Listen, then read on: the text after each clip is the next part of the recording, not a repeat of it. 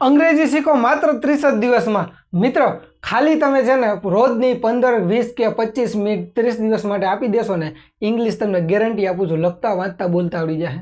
અને આ કેવું છે, સાવ મફત છે, આપણે 1 રૂપિયો લેતા નથી, યુટ્યુબમાં ફ્રીમાં છે, રોજ એક વિડીયો આવશે જોઈ લેજે। અને તને એવું લાગતું હોય ને કે ના આ વ્યક્તિ ફાંકા મારે છે, તો આ મારો નંબર છે 9790383549। આખો વિડીયો જોઈ લે, આ વિડીયો પૂરો થશે ને ત્યાં સુધીમાં હું ગુજરાતી કહીશ, તું ઇંગ્લિશ કરીશ ને હું ઇંગ્લિશ કહીશ ને તો તું ગુજરાતી કરીશ। Challenge, open challenge. એક વખત દિલ ઉપર હાથ રાખીને વિડીયો જોઈ લે અને હમ ખાઈ લે કે ના મારે ઇંગ્લિશ શીખવું છે। અને આવી રીતે ખાલી 30 દિવસ મફતમાં રોજની 20-25 મિનિટ આપી દે, અથવા 15 મિનિટ આપી દે, અથવા 10 મિનિટ આપી દે, ઇંગ્લિશ તને શીખવાડી દઈશ। પણ એક વખત તું એને ખાલી ધ્યાન આપજે, વિડીયો આખો જોઈ લેજે, પછી કમેન્ટ કરજે તું, હાલ જોડાઈ જા। નજીકની કોઈ એક વસ્તુ છે એ બતાવવા માટે ધીસ ઇઝ ઉપયોગ થાય છે। કેવી રીતે? This is a pen, this is a cow. એટલે શું? તો કે આ પેન છે, શું? આ પેન છે, આ પેન છે, આ સફરજન છે, આ ગાય છે, આ ભેંસ છે, આ કૂતરો છે, આ છોકરો છે, આ છોકરી છે। નજીકની વસ્તુ એક હોય ત્યારે શું આવે? This is.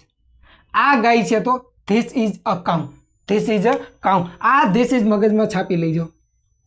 હાલો આ પાછી આવી, પેલા આ કરી, પછી આ કરી, પછી પાછું આખું કરી। ઓકે, દૂરની એક વસ્તુ બતાવવા માટે ધેટ ઇઝ વપરાય છે। ધેટ ઇઝ દૂરની એક વસ્તુ હોય, દૂર કોઈ છોકરો ઊભો હોય તો શું કહે? That is a boy. પણ અહીંયા આપણી બાજુમાં કોઈ છોકરો ઊભો હોય તો શું કહેવાનું? This is a boy. દૂર છોકરી હોય તો શું કહેવાનું? That is a girl. અહીંયા બાજુમાં છોકરી હોય તો શું કહેવાનું? This is a girl. ચાલો, પેલી પેન છે એટલે દૂર છે, પેલી પેન છે દૂર છે, that is a pen. Okay, પેલી ગાય છે દૂર છે, ગાય ક્યાં છે? દૂર છે, એટલે that is a cow, that is a cow. પણ આ જ ગાય આપણી બાજુમાં હોય તો શું આવે?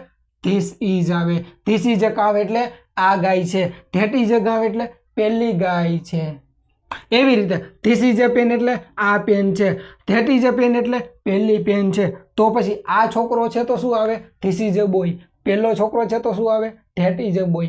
અહીંયા ટેબલ હોય તો શું કહેવાય? This is a table. પણ સામે ટેબલ હોય તો શું કહેવાય? That is a table. આપણે વૃક્ષની બાજુમાં હોય, વૃક્ષ આપણી બાજુમાં હોય, બે બાજુ ઊભા હોય અને આપણે એમ કહેવી ધીસ ઇઝ અ ટ્રી। પણ એક વૃક્ષ સામે હોય, આપણે બાંકડા ઉપર બેઠા હોય અને સામે વૃક્ષ જોતા હોય તો શું કહેવી? That is a tree. આ 3 શબ્દ મગજમાં છાપી લેજો વિદ્યાર્થી મિત્રો। પછી હું તમને ગુજરાતી કહું, તમે ઇંગ્લિશ કરશો, હું ઇંગ્લિશ કહું, તમે ગુજરાતી કરશો। ધીસ, ધીસ એટલે આ અહીંયા હોય। ધેટ, ધેટ એટલે પેલું, સામે હોય, સામે વૃક્ષ છે, પેલું વૃક્ષ છે। અને ઇઝ એટલે છે,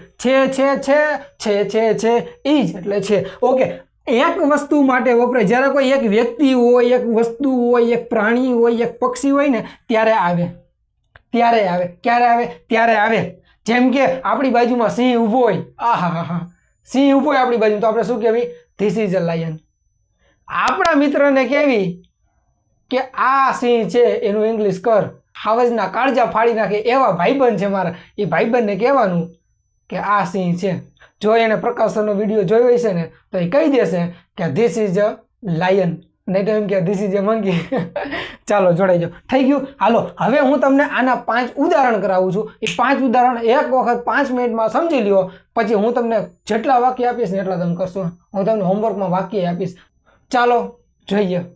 મારા વાલા 2 મિનિટ ધ્યાન આપી દેજો, પછી તારે જે કરવું એ કરજે, મોજ કરજે, ખાલી 2 મિનિટ ધ્યાન આપી દે। ઉદાહરણ છે ધીસ ઇઝ અ બોલ।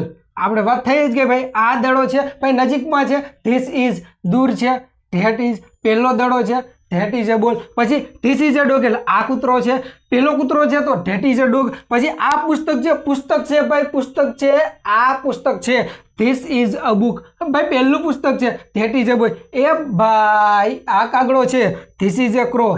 પેલો કાગડો છે, ધેટ ઇઝ અ ક્રો। હવે આવ્યું સિંહ વાળું।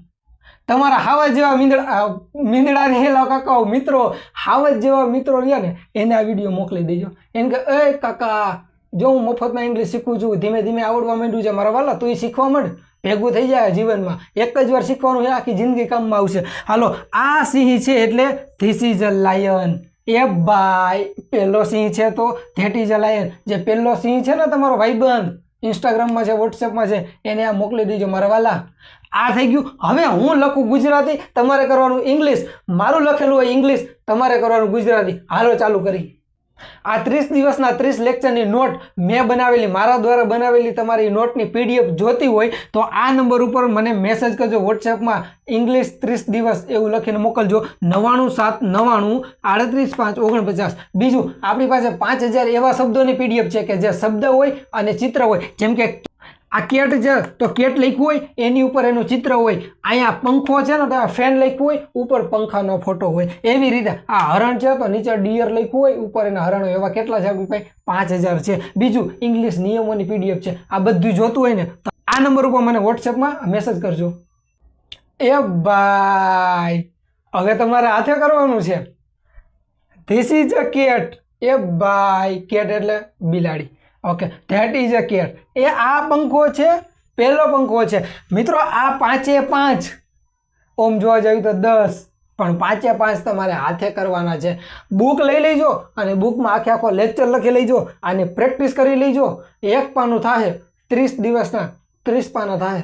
ઇંગ્લિશમાં મોજ આવી જાય. પછી તમે ઇંગ્લિશ બોલશો, ભાઈ ઇંગ્લિશ બોલે અને દુનિયા આખી ડોલે એવું થઈ જાય.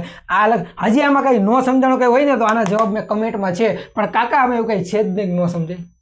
ઇંગ્લિશ આવડી જાય, બધું આવડી જાય. આ દુનિયામાં બધું હેલું છે. શીખવાડવાવાળો રહ્યો ને ધુરંધર હોવો જોઈએ, એમાં ઇંગ્લિશ ભણાવવાવાળો રહ્યો ને એ ધુરંધર હોવો જોઈએ, પિસ્તોલ હોવો જોઈએ. અને સામે ભણવાવાળા રહ્યા ને એ તોપના ગોલા જેવા હોવા જોઈએ. તમે તોપના ગોલા જેવા હોય ને એટલે ટકી ગયા. કેટલાય અડધા વિડીયો ભાગી ગઈ છે. અને હજી આ વિડીયો ભલે આખો જોયો પણ હજી 30 વિડીયો પૂરો થાય ને ત્યાં સુધીમાં બીજા 50% અડધેથી ખડી જાય. પણ ભલે ખડી જાય, મારે 30 વિડીયો મૂકું, મારે ખાલી 30 જ જણા એવા જોઈએ કે જે 30 વિડીયો જોવે ને શીખી લે.